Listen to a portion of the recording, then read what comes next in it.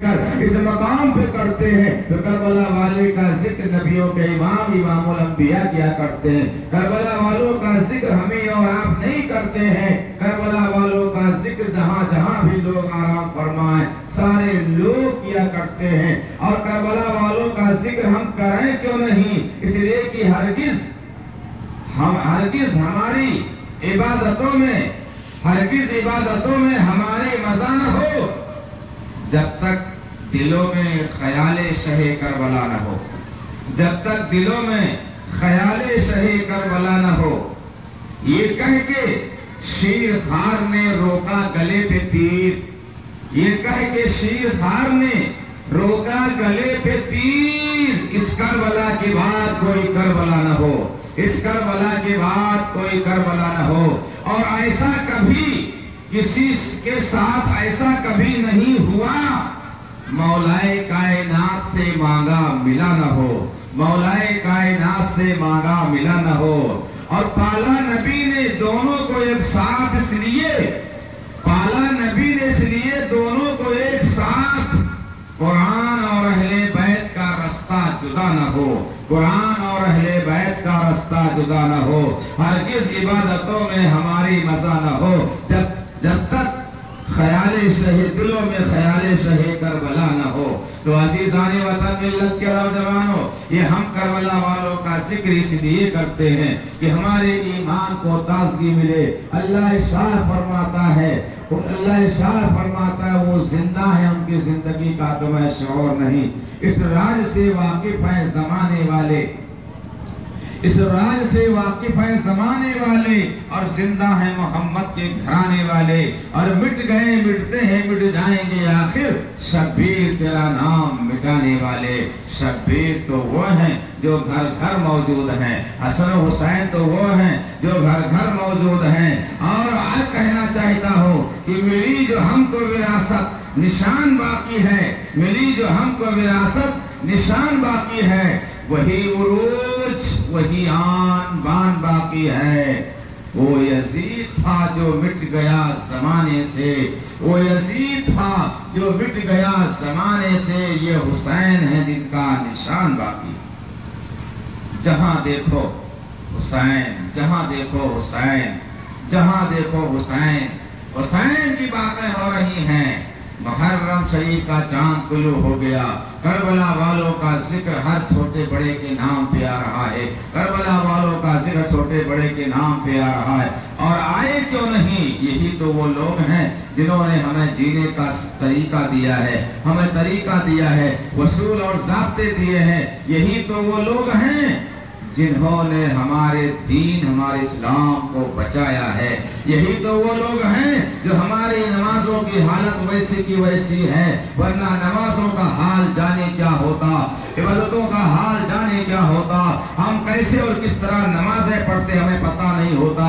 لیکن یہ کربلا والے کا احسان ہے کہ جس طرح نماز مصطفیٰ نے پڑھی ہے ایسے نماز امت محمدیہ کو پڑھنے کا شرف حاصل ہے. جیسی نماز رکوع سجدے مصطفیٰ نے کیے ہیں ویسے کرنے کا ہمیں اور آپ کو شرف حاصل ہے. بادشاہ کربلا سیدنا امام علی مقام سید الشہداء رضوان اللہ تعالی علیہ مجمعین کے وہ حالات جس کی نشاندہی اور جس کی پیشن گوئی مصطفیٰ جان رحمت صلی اللہ تعالی وسلم نے بہت پہلے ارشاد فرمایا تھا. ایک دور آئے گا، ایک زمانہ آئے گا جب سارے لوگ دنیا سے بظاہر کوچ کر جائیں گے. ایسے عالم میں، ایسے وقت میں امام الانبیاء نے ارشاد فرمایا تھا میرے بیٹے حسین کی شہادت ہوگی. یہ حسن مجتبیٰ امام حسین کے بڑے بھائی جنہیں زہر دے کر کے شہید کیا جاتا ہے. آؤ مسلمانوں ذرا غور کرو. امام حسن جنہیں کئی بار زہر دیا گیا، اللہ کا کرم تھا، رسول پاک کی مہربانیاں تھی، وقت کا انتظار تھا. آخر کار آپ کے پانی پینے والی سراہی میں ہیرے ملا کر زہر ڈال دیا گیا. پینے کے بعد آپ کے جسم سے کٹ کٹ کے خون کے لتھڑے گرنے لگے. کیا ظلم ڈھایا لوگوں نے. مولا کائنات مولا علی شیر خدا کے ساتھ، حسن مجتبیٰ کے ساتھ، اہل بیت اطہار کے ساتھ امام پاک نے مدینے کو چھوڑا، مکے کو چھوڑا، کربلا میں جا کر اپنا وطن بنایا۔ حسن مجتبیٰ جب اس طرح سے گمبھیر ہوتے ہیں، امام حسین تشریف لاتے ہیں، بھائی جان آپ کو زہر کس نے دیا؟ آخری وقت ہے، ذرا غور کیجئے، آخری وقت ہے، بھائی دنیا سے جدا ہونے والا ہے۔ امام حسین نے عرض کیا بھائی جان مجھے بتائیں آپ کو زہر کس نے دیا، میں بدلہ لوں گا، انتقام لوں گا۔ قربان جاؤ صابروں کے امام پر، اہل بیت اطہار کی ذمہ داریاں نبھاتے ہوئے شیر خدا کے شیر نے، حسن مجتبیٰ نے کہا امام حسین اے میرے بھائی، جس پر میرا اعتماد ہے اگر میں اس کی نشاندہی کر دوں، یہ الفاظ تھے امام حسین کے، اس پر میں نشاندہی کر دوں، ہو سکتا ہے انتقام لینے میں، بدلہ لینے میں کچھ کم اور زیادہ ہو جائے، اس کی ذمہ داری تمہارے سر آ جائے گی، اس لیے نشاندہی کرنا اچھا نہیں۔ اے میرے بھائی اس نے مجھے زہر دیا ہوگا، اللہ اس سے بدلہ لے گا، اور جب اللہ بدلہ لے گا تو کوئی اس کو بچا نہیں سکتا ہے۔ قربان جا مسلمانوں، امام حسن یہ کہتے کہتے اپنے بھائی سے درخواست کرتے ہیں، آخری وصیت کرتے ہیں، اور آخری وصیت میں الفاظ دہراتے ہیں میں تو دنیا سے کوچ کر رہا ہوں، بابا علی کی طرح جا رہا ہوں، نانا رسول کے پاس جانے کا ارادہ ہے، اے میرے بھائی جان میرے جنازے کو تیار کرنا، اور جنازے کو تیار کر کے اور جب لے کے چلنا تو نانا جان کے پہلو میں مجھے دفن کر دینا، اور اگر وہاں لوگ مجھے دفن نہ ہونے دیں، دیکھو حسن مجتبیٰ کو یہ پتا ہے کہ ایسا ہو سکتا ہے۔ قربان جا مسلمانوں، آج لوگ نبی کے علم غائب پہ باتیں نکالتے ہیں، ارے یہ نبی کا نواسا علی کا بیٹا حسن بھی جانتا ہے کہ میرے وفات کے بعد، میری شہادت کے بعد مجھے دفن کہاں ہونا ہے، لوگ دفن نہیں ہونے دیں گے۔ اے میرے بھائی اگر وہاں لوگ مجھے دفن نہ ہونے دیں تو مجھے امی جان کے پہلو میں جنت البقیع میں لا کر دفن کر دینا، مگر جھگڑے مت کرنا، فساد مت کرنا۔ اللہ اکبر، یہ آخری وصیت کر کے جا رہے ہیں۔ آج تک دنیا سے جانے والا اگر اسے موقع ملتا ہے اپنے گھر والوں کو وصیت کر کے جاتا ہے، جانے کیا کیا کہہ کے جاتا ہے، لیکن بھائی حسن نے یہ نہیں کہا یہ میں میراث چھوڑ کے جا رہا ہوں، یہ میں دولت چھوڑ کے جا رہا ہوں، یہ میں مکان چھوڑ کے جا رہا ہوں، یہ میں گھر چھوڑ کے جا رہا ہوں، اس کا دیکھ بھال کرنا، یہ میں اپنے بیٹے کو چھوڑ کے جا رہا ہوں، اس کا دیکھ بھال کرنا۔ ہاں ہاں، ایک بیٹے کو چھوڑا نگاہوں کے سامنے تو کہا تھا بھائی حسین جب بھی کوئی مصیبت آئے تو تیرا بھائی حسن تو نہیں رہے گا، لیکن جو حسن مجتبیٰ کی ذمہ داری ہوگی وہ تمہارے ساتھ میرا بیٹا قاسم ادا کر دے گا، قاسم تمہارے ساتھ رہے گا، ہر مقام پہ رہے گا، اس لیے بھائی جان مجھے پہلوئے رسول میں دفن کر دینا، اور اگر وہاں دفن کرنے میں موقع نہ ملے، لوگ روک دیں، منع کر دیں تو حجت نہ کرنا، ضد نہ کرنا، بلکہ مجھے اماں فاطمہ کے پہلو میں لا کر جنت البقیع میں دفن کر دینا۔ جنت البقیع میں داخل ہونے کے بعد سب سے پہلے سلامی اہل بیت اطہار کو ہوتی ہے۔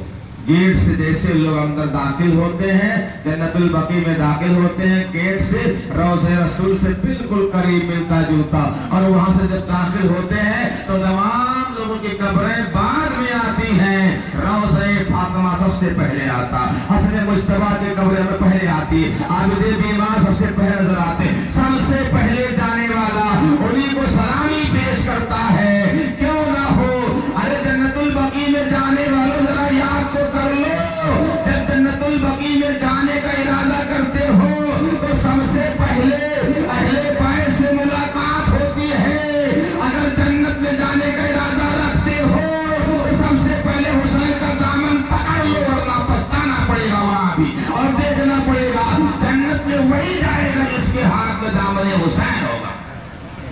اس لیے یہاں بھی داخلہ انہی کے ساتھ ہے۔ वहां भी दाखिला उन्हीं के साथ है। रोज़े रसूल पे जब जनाजे को लेकर गए, अल मुख्तसर ये तैयार किया, आखिरी वसीयत करके भाई दुनिया से रुखसत हो गया। कलेजे कट कट के गिर रहे थे। क्या हाल हुआ उस वक्त, भाई हुसैन का क्या हाल हुआ, ऐसे हालात से गुजरे, लेकिन नहीं सारी चीजों को बर्दाश्त करते हुए, सब्र करते हुए आका हुसैन ने जनाजे को तैयार करवाया, कफन पहनाया और पहनाने के बाद तैयार किया। रोज़े रसूल की तरफ लेकर चलते हैं। चंद कदम के फासले पर मौला अली का घर था।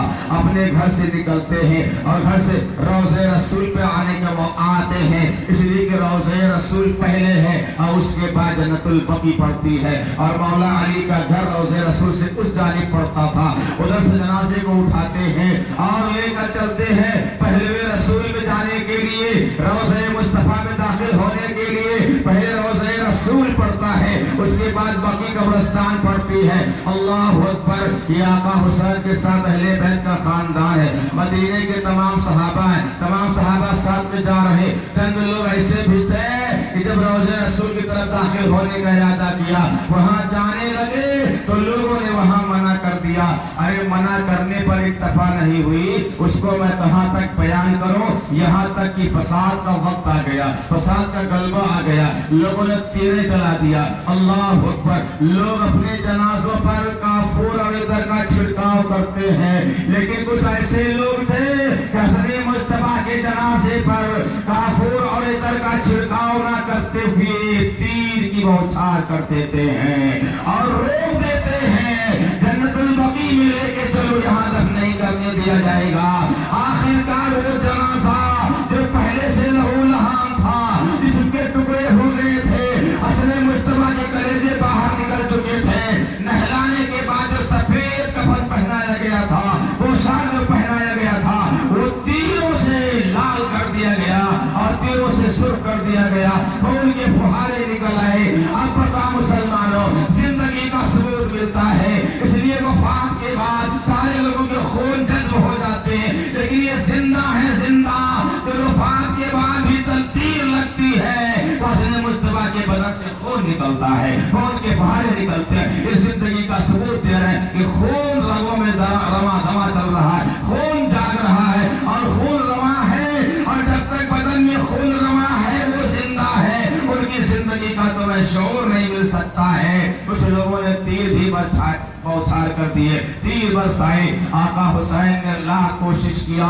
लेकिन लोगों ने कहा, ए हुसैन तुम्हारे भाई की एक वसीयत और तो थी, एक वसीयत और तो थी, ऐसा नहीं कि एक ही वसीयत थी। अगर पहली वसीयत पे मुकम्मल बात नहीं हो पा रही है तो तुम्हारे भाई की दूसरी वसीयत थी कि बकी के कब्रिस्तान में माँ फातिमा के पहले में दफन कर देना, क्यों ना ऐसा कर लिया जाए।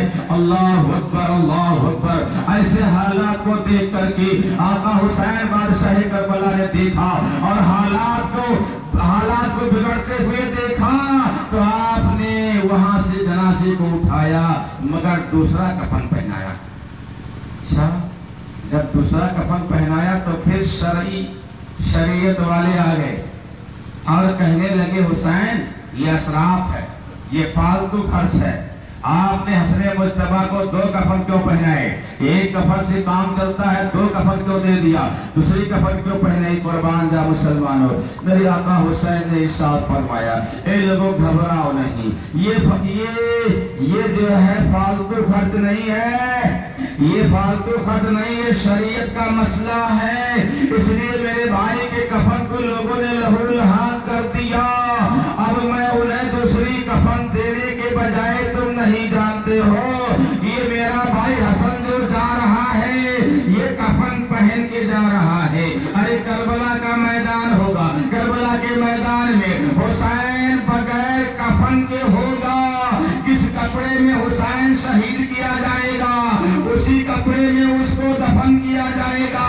इसलिए मैंने असराफ नहीं किया है, अपने हिस्से की कफन मैंने अपने भाई हसन मुस्तफा को अता फरमा दिया है, उन्हें दे दिया है। कुर्बान जा मुसलमानों, मेरे आका हुसैन जानते کرتے ہیں کہ شہادت کے بعد کفن بھی نہیں ملے گا، اور مسئلہ بھی یہی ہے کہ شہیدوں کو اسی کفن میں، اسی لطفت خون میں، اسی طرح قبر میں دفن کیا جاتا ہے۔ اللہ اکبر، یہ شہیدوں کی مثال ہے، تاکہ یہ پتہ چلے کہ اوروں کے جنازے میں اور شہداء کے جنازے میں فرق ہوتا ہے۔ ارے شہید کون ہوتا ہے اور شہید کون ہوتا ہے، دونوں میں فرق رہے، اس لیے شہیدوں کو اسی کپڑے میں دفن کیا جاتا ہے۔ تو میرے حسین نے ارشاد فرمایا، اے لوگوں گھبراؤ نہیں، یہ میں اپنے حصے کی کفن جو کربلا میں مجھے نہیں ملنے والی ہے، مجھے نہیں ملے گی، آج میں مدینے میں اپنے بھائی حسن مصطفیٰ کو دے رہا ہوں تاکہ میرا بھائی میرے حصے کی کفن لے کر چلا جائے۔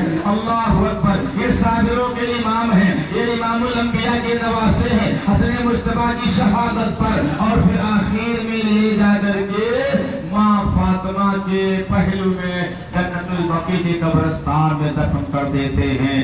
آج تک حسن مصطفیٰ وہاں آرام فرما ہے۔ نانا جان کے روضے کا نظارہ ہے، نانا جان کے روضے سے نگاہیں ملتی رہتی ہیں، اور بقیع کی قبرستان میں جاتے جاتے لوگ سب سے پہلے انہی کے قبر انور سے ہو کر گزرتے ہیں، سلامی پیش کرتے ہیں۔ جب مسلمانوں آقا حسین پہ اتنے مصائب آئے، پھر بھی خدا نے کہا یہ کٹ جائے تو کٹ جانے دو۔ اے لوگوں، کٹنے سے پہلے کوئی ڈاکٹر، کوئی طبیب، کوئی حکیم آ کر یہ کہے یہ شہید مردہ ہے، اس سے پہلے قرآن بولتا ہے، اے کہنے والے ڈاکٹر، اے کہنے والے طبیب سن، یہ اور مردوں کی طرح نہیں ہے، یہ شہید وہ شہید ہے جو اللہ کی راہ میں شہید کیا گیا، یہ زندہ ہے، زندہ۔ اس راز سے واقف ہیں زمانے والے، اس راز سے واقف ہیں زمانے والے، اور زندہ ہیں محمد کے گھرانے والے۔ تو ان لوگوں نے ظلم سر اٹھایا، شروع سے ظلم اٹھاتے رہے، اہل بددہار کے لوگ برداشت کرتے رہے۔ انہی ساری باتوں کو راز کا پردہ فاش کرنے کے لیے آقا حسین نے سوچا کہ اگر میں بھی مدینے میں رہوں گا، مکے میں رہوں گا، تو اوروں کی طرح میں بھی یہاں شہید کر دیا جاؤں گا۔ میں نہیں چاہتا کہ حرم حسین کے خون سے رنگین ہو، میں نہیں چاہتا کہ حرم میں حسین کا خون گرے، میں نہیں چاہتا کہ مدینے میں حسین کا خون بہے، اس لیے حسین مدینے کو چھوڑ رہا ہے، نانا جان کے روضے کو چھوڑ رہا ہے، اور مدینے سے رخصت ہو رہے ہیں۔ نانا جان کے روضے کو چھوڑا، مادر مہربان کی قبر انور کو چھوڑا، بھائی حسن کی قبر انور سے دور جائے۔ رات کے سناٹے میں آقا حسین نے کہا تھا اوروں کی طرح میری شہادت پر پردہ پڑ جائے گا، نقاب بھول جانی چاہیے، میں نہیں چاہتا۔ نانا جان نے کہا تھا حرم میں خون بہانا جائز نہیں ہے، اس لیے حرم میں خون حسین کا نہیں گرے گا۔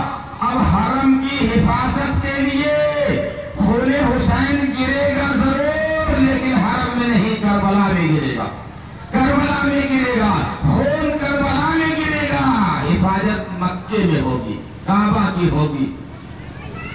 عزیزان وطن ملت کے نوجوانوں، اسی بات کو لے کر آقا حسین جب یزیدی کا دور آیا تو آپ نے مدینے کو رخصت سفر مانگا اور اپنے قبیلے والوں کو تیاری کا حکم دے دیا۔ سارے قبیلے کے لوگ تیار ہو رہے ہیں، یہ سیدہ زینب ہیں، یہ معصوم سکینہ ہیں، بدلاؤں تجھے کیا کیا ہے علی سے، بدلاؤں میں تجھے کیا کیا ہے علی سے، اللہ کے گھر جانے کا، اللہ کے گھر جانے کا رستہ ہے علی سے۔ سن سن کے مجھے لگتا ہے حسنین کی باتیں، سن سن کے مجھے لگتا ہے حسنین کی باتیں۔ قرآن نے بھی بولنا سیکھا ہے علی سے، قرآن نے بھی بولنا سیکھا علی سے۔ علی وہ ہیں جن کی زبان، علی وہ ہیں جن کی زبان پاک ہے، علی کا جسم پاک ہے، علی کا ہاتھ پاک ہے، علی کے جسم پاک ہے۔ علی کے لیے اللہ نے ارشاد فرمایا کہ میں نے اہل بیت اطہار کو پاک کیا ہے، اب ان کے خون جہاں بھی بہ رہے ہیں۔ آقا حسین نے کہا مدینے میں نہیں، مکے میں نہیں، کربلا میں۔ المختصر یہ اپنے حرم سے نکلے، خیمے کے لوگ تیاریوں میں مشغول ہیں، आप रात के सन्नाटे में गए, माँ के कब्र से गए, चिमट गए, इजाजत मांगी, अपने नन्हे मामू जान के कब्र पे इजाजत मांगी, और फिर भाई हसन की बारगाह में गए, वहां इजाजत मांगी, सलामी पेश किया। इस बात को तफसील से मैं दूसरे मकाम पे बयान कर चुका हूँ, इसलिए उसे दोहराना नहीं चाहता। बस जब लौटे उल्टे कदम, आका हुसैन अपने अम्मी जान से कह के लौटे, अम्मी जान अपने बेटे हुसैन का अलविदाई सलाम, अलविदाई सलाम कबूल कर लो। उल्टे कदम अदब का एहतराम करते हुए पलटे और पलट के बकी कब्रिस्तान से जैसे आए सीधे नाना जान के रोज़े में दाखिल हो गए। रात के सन्नाटे में गुंबद खजरा के मक्की की बारगाह में हाजिर हो जाते हैं, और जब नाना जान के रोज़े में दाखिल हो गए, रात के सन्नाटे में ऐसा लग रहा था कि अर्श आज़म की बुलंदियों से नूर झलक रहा है, गुंबद खजरा से नूर टपक रहा है, और रोज़े रसूल पे हाजिर होते हैं। नाना जान की बारगाह में अदब से खड़े होकर के और सलामी पेश करते हैं, सलाम अर्ज करते हैं, नाना जान से मुखातब होके अर्ज करते हैं, ऐ मेरे नाना जान, आपका बेटा आपके वादे को पूरा करने के लिए अब यहाँ से रुखसत हो रहा है। ऐ मेरे नाना जान, ऐ मेरे नाना जान, आपकी बारगाह में आपका नवासा सलाम करने के लिए आया है। ऐ मेरे नाना जान, अपने बेटे हुसैन का सलाम कबूल कर लो। नाना जान के रोज़े पे दाखिला इस एतबार से होता है, और नाना जान से जाने क्या क्या कहते हैं। आखिर में कहते, नाना जान आज आपको क्या हो गया है, आज नाना जान आप मुझसे मुखातब क्यों नहीं होते हैं, आप मुझसे बोलते क्यों नहीं हैं। ऐ मेरे नाना जान, आपने मस्जिद में मेरे लिए मिंबर छोड़ दिया था ताकि हुसैन गिरने न पाए। आज हुसैन करबला को जाना चाहता, नाना जान हुसैन को मस्जिद में मिंबर छोड़ के गोद में उठा लिया था। ऐ मेरे नाना जान, आपने मेरे लिए जन्नत से पोशाक मंगवाया था। ऐ मेरे नाना जान, आज आप मुझे बोलते क्यों नहीं हैं, आप मुझसे मुखातब क्यों नहीं होते हैं। ऐ मेरे नाना जान, अपने बेटे हुसैन के गले को चूम लो। ऐ नाना जान, अपने बेटे से एक बार प्यार तो कर लो।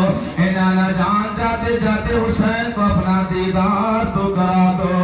अर्श के फरिश्ते जमीन पे उतर रहे थे, सारे मदीने के लोग आराम से अपने अपने मकानों में सो रहे थे। करबला का मुसाफिर नाना जान के रोज़े पे सिमटा हुआ खड़ा था। आखिर में दीवाना वार कहते कहते बहुत से अल्फाज दोहराते दोहराते कहा था, नाना जान एक दिन मैं आपके कंधे पे सवार था, तो आपने कहा था, बेटा हुसैन मेरे जुल्फों को पकड़ लो कहीं तुम गिर न जाओ। और जब मैंने जुल्फों को पकड़ लिया तो नाना जान आपने कहा था, बेटा हुसैन दोनों हाथ से मजबूती के साथ नाना की जुल्फों को पकड़ लो।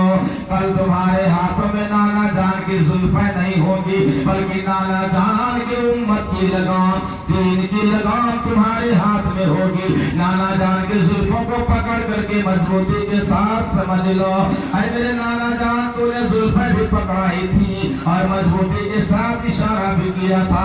आज यजीदियों का बादल चमक के आ गया है। नाना जान मुझे इजाजत दीजिए, उठकर गले लगा लीजिए। ये आपका वही नवासा है जिसके लिए आप कभी कभी अपने कंधे पे सवार करते थे। ए नाना जान, आप बहुत प्यार करते थे। जब मैं अपनी अम्मी जान के गोद में था और कभी रोने की आवाज आती थी, नाना जान आप बेकरार हो जाते थे, आप तड़प जाते थे। नाना जान, मैं माँ फातिमा के घर पे होता था तो आप तड़प जाते थे, मेरा रोना बर्दाश्त नहीं करते थे। आज हुसैन तुम्हारे कब्र पर आकर के मज़ार मुक़द्दसा पे आकर के रो रहा है। नाना जान, आज आप बोलते क्यों नहीं है, नाना जान मुखातब क्यों नहीं होते। अपने बेटे हुसैन को मुखातब करके एक बार उसके सलाम को कबूल कर लो। नाना जान से कहते कहते आका हुसैन मज़ार मुक़द्दसा से चिमट गए। बैठ कर नाना जान के मज़ार मुक़द्दसा से चिमट जाते। बस क्या हुआ, ऐसा लगा कि नींद बेहोशी का आलम है। नाना जान के कदमों गिर करके